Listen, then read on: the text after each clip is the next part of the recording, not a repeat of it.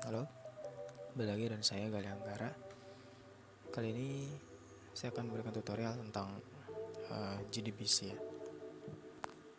Jadi JDBC ini dipakai untuk koneksi Java dengan database Oracle. Oke, kita akan di sini kita akan coba bikin CRUD ya di Java menggunakan JDBC database Oracle. Oke, sebelum kita bisa pakai JDBC, sebelum kita bisa connect ke Oracle, kita harus download library dulu. Namanya tuh JDBC. Saya sudah taruh di deskripsi linknya, tinggal di download versi jar-nya. Nah, kalau setelah udah download, kita masukin si library OJDBC-nya itu ke dalam project. Caranya tuh klik kanan di project-nya, terus properties, nanti pilih Java build path, setelah itu pilih tab libraries, baru kita klik add external jars, terus arahin ke file yang tadi kita download, library OJDBC-nya. Setelah itu open, terus apply and close. Nah, sampai di sini kita udah bisa masukin library OJDBC ke dalam project. Nah, setelah kita masukin library OJDBC ke dalam project, kita harus bikin koneksi antara database dengan si Java sebelum kita bisa manipulasi datanya, sebelum kita bisa eksekusi query-nya gitu. Oke, kita akan pakai konsep OP di mana tiap-tiap kelas itu punya perannya masing-masing. Jadi saya nggak akan naruh semua scriptnya itu di main program gitu ya. Saya akan belah-belah, pisah-pisah jadi beberapa bagian sesuai dengan kerjaannya atau sesuai dengan fungsinya gitu. Oke, jadi di sini di package JDBC saya akan bikin satu kelas baru, namanya itu konektor. Jadi tugas daripada konektor ini adalah membuat koneksi dari Java ke database Oracle. Oke, di sini saya bikin satu property connection. Jadi connection ini dipakai untuk bikin koneksi antara si Oracle dengan si Java. Nah, di sini saya bikin konstruktor. Jadi konstruktor ini nanti isinya adalah dia ngecek si library OJDBC-nya ada atau enggak gitu. Jadi kita bikin class.forName oracle.jdbc.driver.oracle_driver.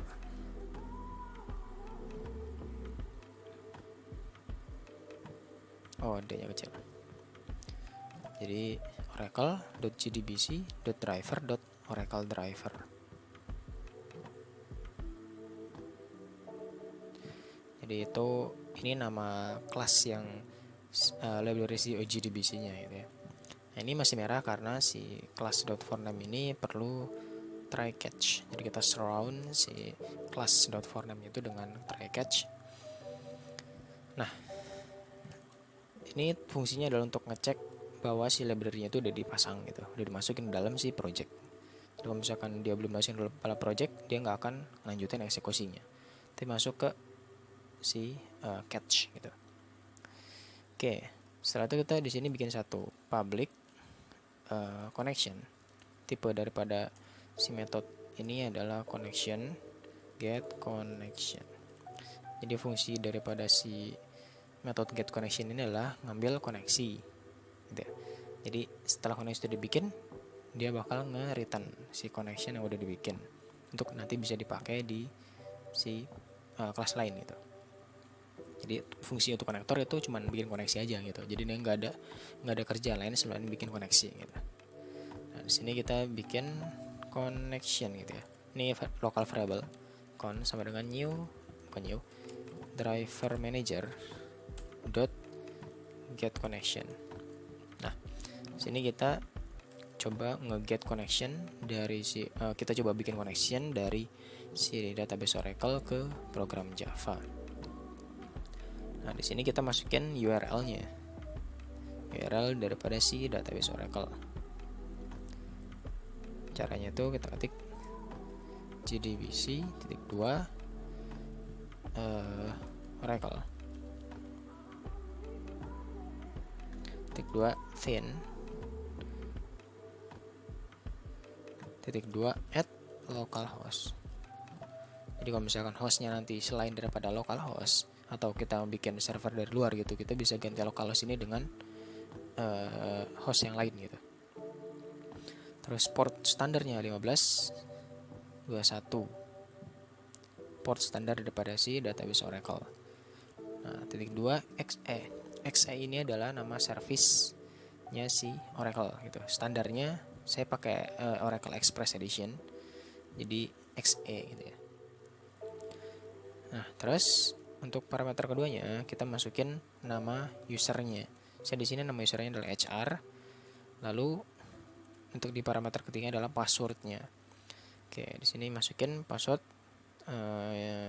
user kalian gitu ya, user kalian yang di Oracle. Nah, itu passwordnya di sini, oke. Nah, di sini dia merah karena dia perlu di surround dengan try catch. Oke. Nah, setelah jadi seperti ini masih merah kan get connection karena dia belum nge-return apa-apa di dalam metode ini. Kita langsung return aja si connya. Turn con. Salah kan. Oke, maaf.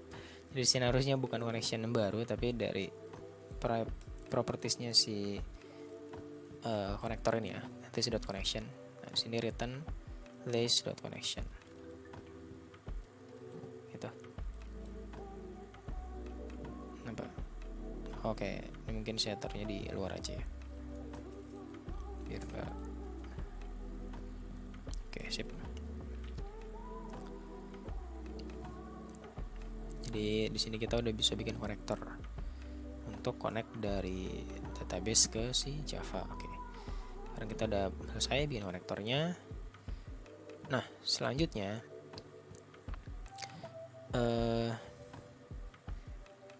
kita bikin satu kelas lagi untuk ngurusin masalah query gitu ya.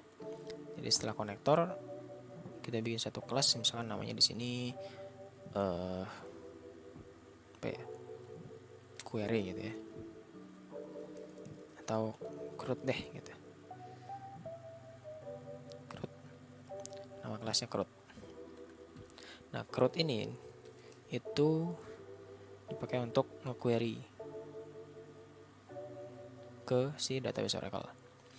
Jadi di sini kita misalkan bikin satu property private connection. Di connection ini nanti bakal diisi sama connection yang ada di konektor gitu. Nanti kita ambil. Jadi kita bikin dia itu jadi properties karena nanti biar bisa diakses sama metode yang ada dalam si CRUD ini gitu. Jadi kita bikin public CRUD, kita bikin konstruktor. Jadi fungsi dari konstruktor ini untuk inisialisasi connection.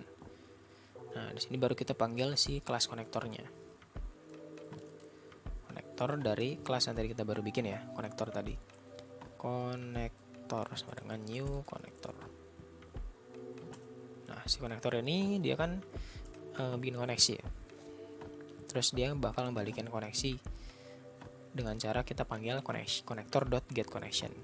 Jadi list.connection sama dengan konektor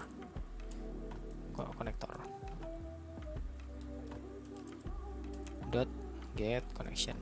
Nah, metode get connection ada di konektor itu kan dia balikin koneksi kan yang bikin sama si konektor. Tuh, jadi di sini kita inisialisasi connection aja gitu. Di konstruktor CRUD. Oke.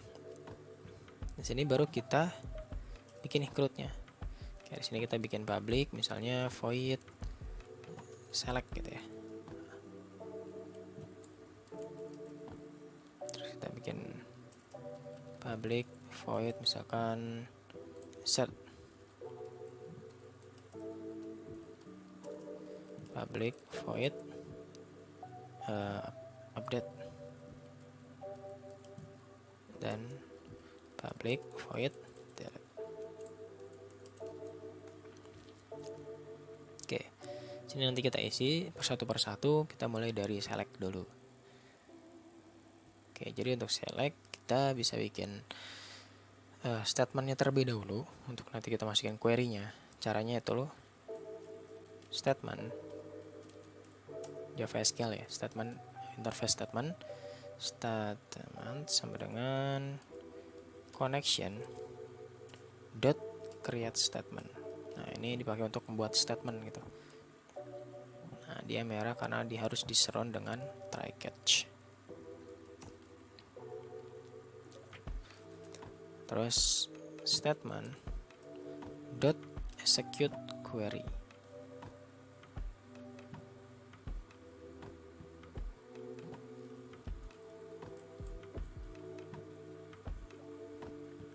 Jadi execute query dia returnnya adalah result set. Result set itu kalau misalnya kita di database gitu, itu balikinnya itu adalah hasil daripada query tersebut gitu. Hasilnya adalah bentuknya rows gitu, banyak baris. Ini biasanya execute query itu dipakai untuk yang select biasanya, atau yang bentuknya ya nge-select data gitu, account lah, select, get max gitu-gitu. Biasanya berhubungan dengan select itu pakai execute query. Misalkan di sini kita masukin select, misalkan employee ID, first name, last name, from. Sini saya udah bikin satu tabel namanya copy mp. Nah, setelah itu kita harus nampung si hasil daripada execute query ini. Tadi kan hasil return dari execute query ini adalah result set. Nah, di sini kita bikin result set. Kita ambil dari Java SQL. Misalkan result sama dengan statement.execute query. Jadi ini udah langsung dia nge-return hasil daripada si select statement ini gitu. Nah, si result set ini adalah hasil daripada si eksekusi query select gitu. Nah, result set ini itu isinya kan banyak row ya, banyak row gitu kan, banyak baris gitu hasilnya, banyak data kan. Nah, itu si result set ini itu mirip dengan IO. Jadi kalau misalnya kita pakai IO di Java, di video saya ada ya, itu ngebacanya itu kayak per byte gitu kalau misalkan di IO itu. Jadi kalau misalnya kita pakai input stream itu kan ada read ya, itu dia per data, jadi pointernya itu pindah gitu. Nah, di sini di result set gitu juga sama gitu. Jadi yang pindah itu pointernya ke row-nya gitu. Misalkan ada 10 data nih. Nah, jadi result dot next ya. Nah, result dot next ini itu menggeser pointer yang tadinya -1 atau sebelum dia tuh akses ke data pertama ya, itu dia pindah ke data yang pertama, indeks yang 0 gitu. Jadi next, terus next, jadi selama data ke selanjutnya itu ada, misalnya ada 5 data nih ya kan, awalnya si pointer itu ada di -1 kan. Nah, dia bakal ngecek data ke 0 itu ada enggak. Kalau ada, dia returnnya adalah true gitu. Jadi next ini return boolean. Kalau misalkan dia data selanjutnya itu ada, di returnnya boolean true. Tapi kalau misalkan data selanjutnya itu enggak ada, dia bakal return false. Nah, result set ini itu jadi bentuknya banyak data gitu ya. Kita harus pindahin pointer dengan cara result set dot next gitu. Dot next ini untuk pindahin pointer ke data selanjutnya jika dia ada. Nah, kalau misalnya kita coba sysout ya, result dot misalkan dot get integer misalkan 1. Jadi di sini kolom indeks, tapi indeks di si result set ini dimulai dari 1. Ya, kita akan coba eksekusi ya, kita coba jajal gitu ya. Jadi misalnya kita growth new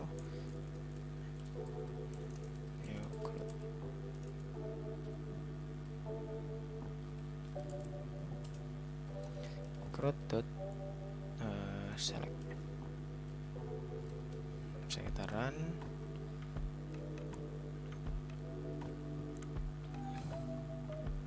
Oh, ada error.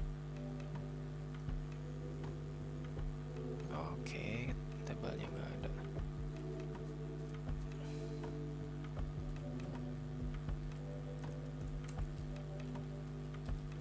Copy employees.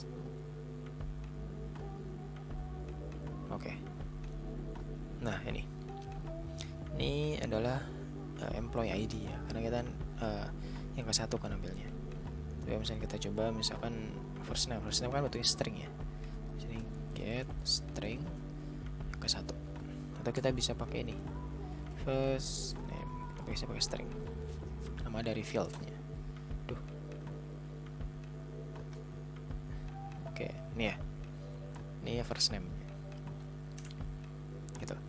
Jadi si next ini untuk mindahin pointer dari -1 ke data selanjutnya gitu.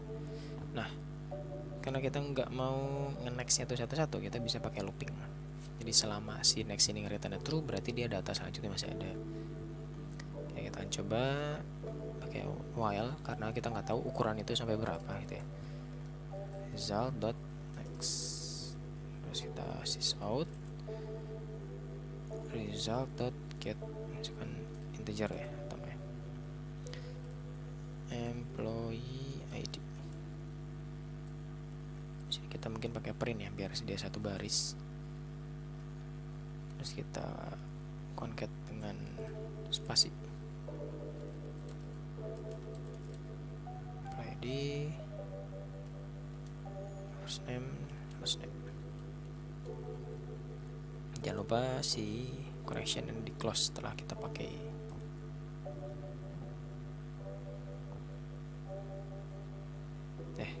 Tidak bisa dibuka lagi. Oke, mungkin aja dulu. Kita F11. Oh iya, lupa. Harusnya get string.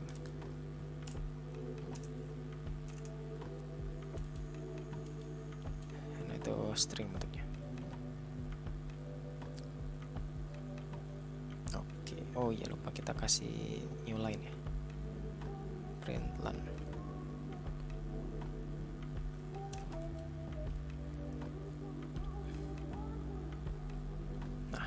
Itu kira-kira ini datanya, ini employee ID, ini first name, ini last name gitu. Itu untuk yang select ya gitu ya, dia butuh result set. Nah, selanjutnya gimana yang insert? Oke, insert sama aja sebenarnya, mirip-mirip. Bisa copy dari sini, paste di sini, tinggal kita rubah aja. Karena di bentuknya nggak ada hasilnya, kita bisa hilangin sampai sini. Terus kita ganti statement dot execute aja gitu. Jadi untuk execute query itu yang nge-return result set. Tapi kalau misalnya execute dia nggak nge-return result set. Jadi nge-returnnya adalah boolean gitu. Dia ke eksekusi atau enggak. Misalkan kita mau insert nih. Insert into copy employees. Misalkan kita mau insertnya employee ID, first name, last name, valuesnya yang pertama employee ID misalkan 976 gitu ya. Terus namanya Ujang sedunia gitu misalnya. Misalnya kita coba eksekusi di sini, Misalkan kita insert ya di sini.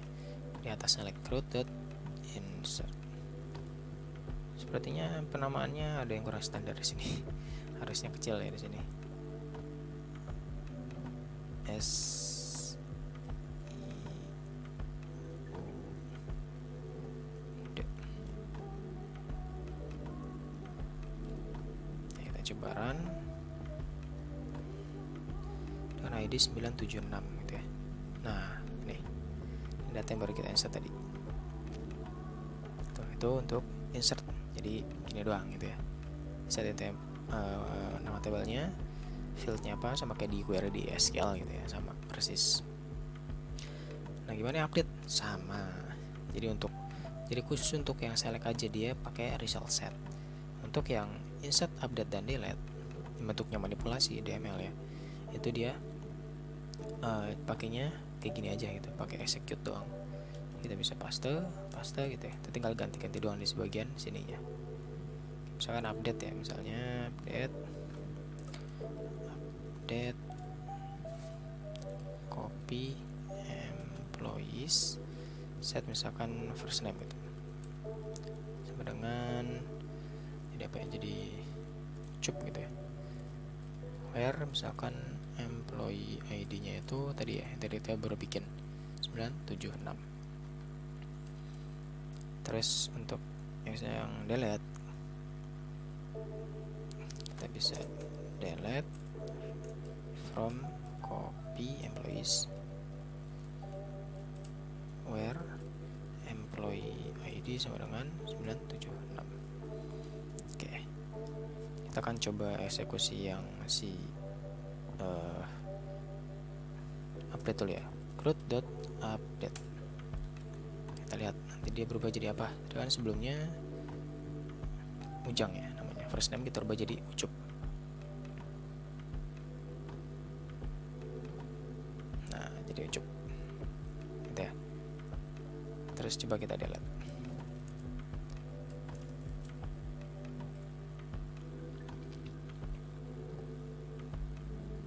Nah, hilang kan datanya. Oke, gitu. Jadi sampai sini kita udah bisa CRUD. Jadi untuk CRUD itu kayak gini doang gitu ya.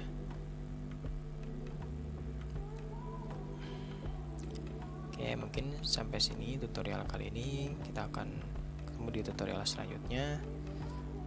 Terima kasih. Sampai jumpa di tutorial selanjutnya.